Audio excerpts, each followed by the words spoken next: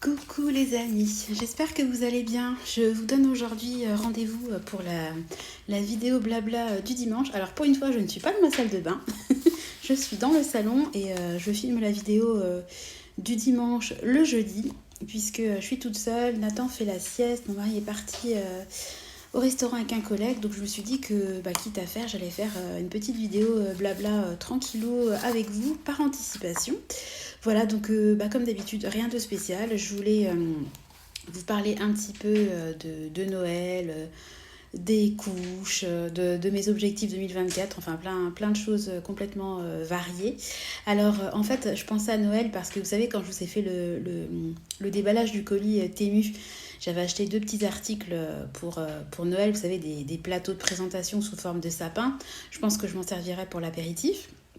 Ou alors peut-être pour les enfants, parce que je pense que je vais faire une table à part pour les enfants, parce qu'il va y avoir quand même pas mal d'enfants assez bruyants. D'ailleurs, si vous avez des astuces quand vous organisez un repas de famille, d'anniversaire, de Noël, on s'en fiche, et qu'il y a des enfants qui sont très volubiles, dirons-nous, comment est-ce que vous faites pour pouvoir faire en sorte que les enfants soient occupés tout en gardant un œil sur eux, tout en pouvant tenir une conversation entre adultes, sans être sur des charbons ardents ou devoir reprendre constamment les enfants, c'est vraiment pas évident. Ça devient difficile à gérer à notre niveau les repas de famille parce que les enfants, plus ils grandissent, plus voilà, ils s'expriment, ils sont très sonores en plus, hein, nos enfants. Voilà, donc j'ai pas envie de passer le repas de Noël j'ai envie de passer le repas de Noël, si vous voulez, de manière sereine. Donc voilà, j'ai envie de préparer mon repas tranquillement, que ce soit pas la course le matin. Je ferai ma décoration de table la veille pour pas être un peu speed le matin et pouvoir me préparer tranquille. J'ai envie de vivre un Noël tout doux et j'essaie déjà de réfléchir à une organisation concernant la disposition, comment on peut faire. Est-ce que je fais une table spécifique pour les enfants? Je partirais plutôt là-dessus. Mais il y a quand même des enfants qui sont petits et qui tiennent pas forcément en place. Forcément, j'anticipe le fait qu'ils vont se lever. Ça va pas être évident. Si vous avez des astuces, franchement, donnez-les-moi. Parce que je suis en réflexion depuis un certain temps et je ne trouve toujours pas l'organisation idéale, même si on sait très bien que voilà, on part sur une idée et puis tout bouge avec les enfants, rien n'est figé, mais voilà, si vous avez des plans, des bons plans, donnez-les-moi. Alors je pensais donc à Noël, suite à mon achat de plats de présentation, et je commence à réfléchir un peu à ma déco.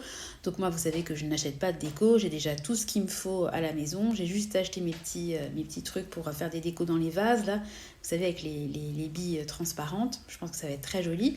Mais tout le reste, ça va être du recyclage. J'ai plein de déco, j'ai du thème rouge et doré, j'ai du bleu, j'ai du violet, j'ai de l'argenté. Enfin, il n'y a pas de souci, la déco, on a de quoi faire.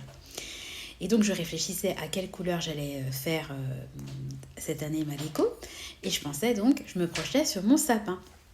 Et je me suis dit, faut trop que je leur parle de mon sapin. Parce que, à mon avis, ça va vous faire rigoler. Enfin, je ne sais pas ce que vous allez en penser. Alors en fait, tous les ans, depuis peut-être 5 ans, je me pose la question, oh, je rachèterais bien quand même un sapin. Je rachèterais bien un sapin. Parce que nous, en fait, on a un sapin artificiel depuis 2017. Je vais vous expliquer l'histoire du sapin artificiel. Mais mon sapin artificiel, il ressemble... Comment faire la comparaison? Vraiment, il est complètement déplumé. En fait, vous savez, les sapins artificiels, c'est joli quand c'est très garni. Vous avez l'impression que les branches sont fournies en épines. Et moi, le mien, il fait vraiment... il fait pitié. Donc, quand tous les ans, quand je le sors et que je le déplie, vraiment, mon sapin, il me fait pitié, quoi. Il a trois branches toutes dénudées, on va dire. Et c'est en fait, en le remplissant, je le remplis tellement de guirlandes classiques, de guirlandes lumineuses, de boules, de déco, qu'en fait, il s'étoffe au fur et à mesure et il devient visuellement potable. Parce que si vous mettez le sapin sans les décorations, franchement, mon sapin, clairement, il fait peur.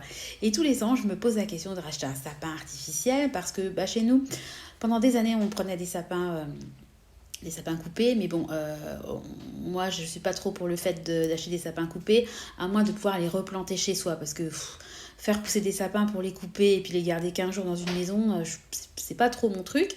Et à l'époque, on n'avait pas de jardin capable d'accueillir un sapin. Donc on s'est dit, au lieu d'acheter des sapins qu'on coupe, parce qu'à la base je faisais ça parce que vous savez, Ikea faisait l'opération, vous achetiez un sapin, genre 20 €, vous aviez un bon d'achat de 19 €, il y avait un truc comme ça. Mais c'était tellement saoulant. Je courais au boulot entre midi et deux chercher mon sapin, il y avait une queue comme pas possible, il faisait froid, c'était dehors, franchement ça m'a vraiment gavé. Donc on avait... à la fois pour le côté, on achète un sapin coupé, on n'est pas trop pour. Acheter un sapin avec des racines, on n'avait pas à l'époque le jardin, comme je vous expliquais. Donc on s'est orienté sur un sapin artificiel. Et les sapins artificiels, je ne sais pas si vous pensez comme moi, mais ça coûte hyper cher. Et déjà à l'époque, en 2017, que vous savez que moi, mon budget, depuis toujours, je l'ai géré. Enfin, j'essaie toujours d'acheter des choses au prix le plus juste et le plus juste particulièrement pour mon porte-monnaie. Et quand vous regardez les prix des sapins artificiels aujourd'hui, mais ça coûte hyper cher. Quand on est allé faire un tour à Jardiland il y a quelques semaines avec les enfants, il y avait déjà la déco de Noël. Attendez, un sapin, le beau sapin, je parle pas d'un petit sapin de 50 cm, parce que moi un sapin, pour moi, dans mon idée, il doit faire 1,80 m. Donc c'est vrai que ça, tout de suite, ça fait un budget. Et en fait, j'avais trouvé un sapin sur le site de Tati. Vous savez, Tati, les magasins discount, d'ailleurs, c'était les premiers magasins. Quand Tati est apparu, il n'y avait pas de Shein, il n'y avait pas de Temu, il n'y avait pas de tout ça. Tati, c'était vraiment un carton, un vrai carton. Et ils avaient un site internet. Et moi, je cherchais un sapin, je trouvais que c'était trop cher. Et j'avais trouvé donc un sapin d'1,80 m sur le site de Tati à, roulement de tambour, 17,99 €. Et j'ai retrouvé le mail, parce que je garde tout le temps, quand je fais une commande, j'ai un dossier, je classe mes petites factures. Et j'ai retrouvé en fait la facture de mon sapin. Donc je sais que je l'avais acheté en janvier. Alors je l'avais acheté en janvier parce que forcément, si vous achetez votre sapin aujourd'hui, vous allez le payer prix fort, alors que si vous achetez à partir du 26 décembre, ils vont casser les prix pour libérer le stock. Donc moi, j'avais acheté mon sapin début janvier, il m'avait coûté 17,99 €. Donc c'est vrai qu'il m'a coûté tellement pas cher. J'étais super fière de mon affaire. Et puis comme avant, nous, on fonctionnait qu'avec des vrais sapins, j'avais pas trop vu le côté mon sapin est déplumé. Pour moi, c'était un sapin artificiel, voilà. Et en vrai, il fait l'affaire, quoi. Tous les ans, je me dis, je vais en racheter un. Puis après, je me dis, Sandra, pourquoi tu vas aller claquer 100 et quelques euros dans un sapin alors que tu en as un? Ton sapin, il est peut-être un peu déplumé, mais malgré tout, quand il est décoré, il tient quand même la route. Je vais essayer de vous trouver des photos de la tête qu'avait mon sapin les années précédentes. Bon, quand il est décoré, ça va, quoi. Mais c'est sûr que ma soeur qui avait acheté un sapin euh, euh, très... très garni, très fourni, si vous voulez, c'est sûr que vous mettez son sapin et mon sapin, le mien, il fait vraiment pitié. Mais d'un côté, je me dis, c'est un peu ma petite fierté de me dire, j'ai un sapin, voilà, l'essentiel, c'est qu'on soit ensemble, qu'on passe de jolies fêtes, voilà. De toute façon, il y aura une jolie déco, et puis mon sapin, il passera dans le vent. Mais je voulais quand même vous raconter l'anecdote de mon sapin, qui m'a quand même coûté 17,99 €. Franchement, c'est quand même l'affaire du siècle. Voilà, bon, sinon je voulais vous revenir un peu sur l'histoire. L'assiette, vous savez que j'ai acheté pour Nathan avec un système de ventouse. Vous savez qu'il a décroché en 10 secondes là dans ma vidéo. C'est moi qui l'avais mal accroché parce qu'à midi, on était tous les deux, on a mangé. Donc il a mangé dans sa chaise haute, je lui ai mis l'assiette. Et je peux vous dire que l'assiette, il n'a pas réussi à l'arracher. Donc c'est vrai que c'est quand même vraiment pas mal parce qu'il est tellement dans une phase où je prends tout, je jette tout, que au pire il jette la nourriture et Finlay se fait son petit régal de la journée, mais il jette pas l'assiette, quoi. Donc c'est vrai que c'est quand même pas mal ce système d'assiette. Et je voulais quand même faire la rectif, parce que dans la vidéo ça avait vraiment l'air d'être un truc qui tenait pas la route, et en vrai c'est quand même pas mal. J'ai aucun partenariat avec Temu, j'ai tout payé avec mon argent. Je vous dis juste, je vous donne juste mon utilisation à aujourd'hui. Et puis je voulais aussi saluer, alors pareil, j'ai aucun partenariat, mais j'ai trouvé la réponse de l'entreprise vraiment tellement honnête que je me suis dit, tiens, Je vais parler d'eux. Alors en fait, Clément n'est pas propre, il fait pipi, il est propre la journée évidemment, mais il fait pipi la nuit au lit. Alors on a beau essayer, machin, il fait pipi au lit. Tristan a fait pipi au lit très longtemps, hein, quasiment jusqu'à ses 5 ans. On nous avait dit, vous inquiétez pas, jusqu'à 5 ans, les garçons, c'est comme ça. Mais effectivement, Tristan a pris son temps et il a fait pipi au lit jusqu'à ses 5 ans. Donc Clément, qui va fêter ses 4 ans hein, dans 10 jours, hein, même pas, et bah fait pipi au lit et il me semble bien parti pour prendre le même chemin que Tristan. Donc vous savez que dès qu'il y a des promos de couches, bah, je fonce dessus parce que bah, moi j'ai 2 enfants qui mettent des couches et les couches ça coûte un bras. Sauf que Clément, bah, il va vers ses 4 ans et il fait de plus en plus de pipi conséquent. Donc lui il faut qu'il boive le soir. Donc on va essayer de lui faire boire plus pendant le repas et pas juste avant le coucher. Enfin on va essayer des petites techniques mais voilà. Et je cherchais, je me disais, mais moi qui utilise des culottes menstruelles, est-ce que je pourrais pas passer sur un système de couches de nuit lavables? Parce que ça coûte tellement cher les couches que je me dis, bah si j'investis 20 € par couche, ça va me coûter 40 €. Mais bon, on sait très bien qu'après, il y aura la relève avec Nathan, pardon. Donc ça peut être un bon plan. Donc je fais ma petite recherche sur internet et je tombe sur plein de couches, couches lavables, couches machin, couches d'apprentissage, mais c'est des couches en fait pour la journée. Et moi je cherche vraiment une couche de nuit parce que la journée il y a un pipi, ben vous changez la couche, hein, mais la nuit il y a un pipi, vous changez pas la couche. Et Clément, lui les pipis de nuit c'est des bons pipis et il fait pipi au moins 2 fois. Donc une couche d'apprentissage, voilà, ça ne va pas. Et je trouve un site voilà, où il parle de l'enurésie, enfin, voilà, le fait de ne pas être propre, etc. Et les couches étaient super bien notées, il y avait vraiment de très très bons avis. Et puis il disait que le service consommateur était top. Donc je me suis dit, bah tiens, je vais écrire à l'entreprise, leur exposer ma problématique et voir si les couches qu'ils vendent correspondent à mes besoins. Donc je leur dis voilà, mon fils de 4 ans a fait pipi au lit la nuit, il fait au moins 2 pipis, je voulais savoir si vos couches étaient capables d'absorber un tel flux, voilà, etc. Enfin bon, je leur explique le truc. C'était, je vous dis n'importe quoi, c'était un soir à 16h. Le lendemain à 10h, je reçois donc une réponse de l'entreprise qui me dit qu'ils étaient... Je leur demandais de me conseiller sur quelles couches acheter sur leur site parce qu'ils ont pas mal de couches différentes. Et donc le service m'a répondu en me disant qu'ils étaient désolés mais qu'il n'y avait aucune couche qui correspondait à mes besoins. Et j'ai trouvé ça commercialement génial parce que c'est vraiment de l'honnêteté pure quoi. Ils auraient pu pour vendre à tout prix me dire oui non mais vos couches ça va aller etc. Puis après hein, si ça marche pas bah, on a fait la vente et puis voilà. Mais là ils ont vraiment eu l'honnêteté de me dire bah non nos couches elles sont pas faites pour gérer les pipis de nuit. Enfin il n'y a pas d'article. On ne vend pas un article qui correspond à votre besoin. J'ai trouvé ça génial.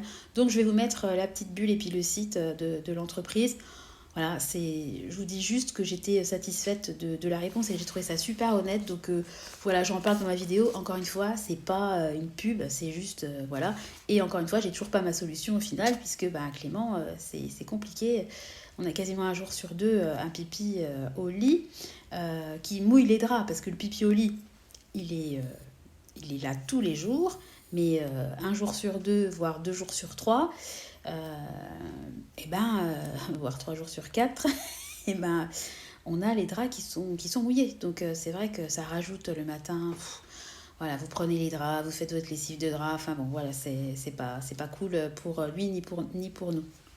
Donc si vous avez des bons plans pour aider votre enfant à acquérir la propreté, je suis preneuse. Ou alors des couches lavables, mais qui tiennent vraiment la route pour la nuit, ben, je suis preneuse également. Voilà. Et puis sinon, qu'est-ce que je voulais vous dire oui, je commence sérieusement à réfléchir à mon budget 2024, à mes objectifs 2024. Je trouve que là, ça sent vraiment la fin d'année, hein. Ça y est, novembre est quand même bien entamé.